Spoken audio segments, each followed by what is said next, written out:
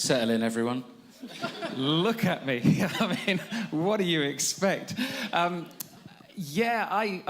grew up with the kind of church that you just now mentioned, and there was some really good things about what people would deem as deep teaching. In my recollection of that, lots of it was so deep that I didn't understand it, but it was deep, so yeah.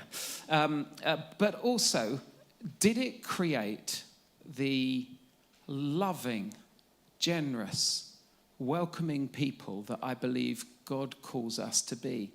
And actually, with a number of the people that used to come and speak at our chapel, at times I would think they were very judgmental and that they didn't seem very loving at all. And so what do we have the Bible for? Is the Bible for knowledge? And actually, I think partly, I think knowledge plays a part. But actually, it's application. And so as a church, I want us to have deep application.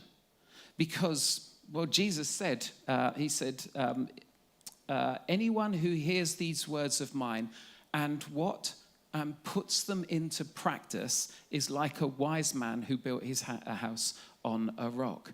It was all about putting something into practice. And so very much our style here is very applicational.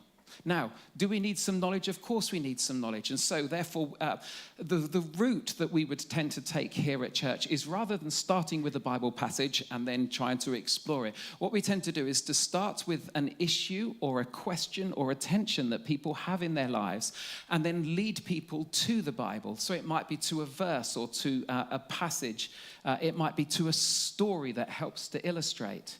And so we have a definite kind of style or approach, an approach which I hope, I was really glad to hear when talking with a couple of people recently, where the speakers are not the gurus and everyone has to look up to them, that actually we're just honest.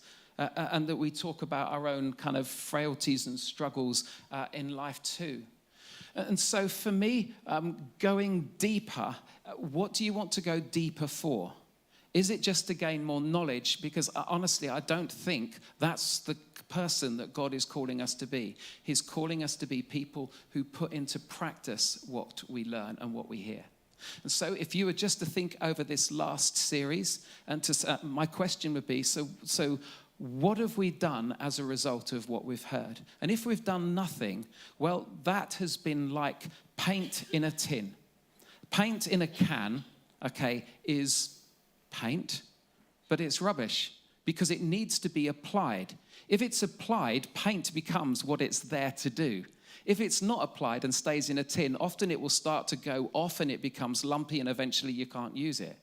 Well, I think it's the same with the truth that God has given to us, that we have to apply it, we have to put it into practice. And what you'll discover is that some people are deep Christians. And those deep Christians are not just the ones who know the books of the Bible and who can quote a whole load of verses. It's people who have taken seriously what Jesus has said and what he's modeled, which is that we are to love sacrificially.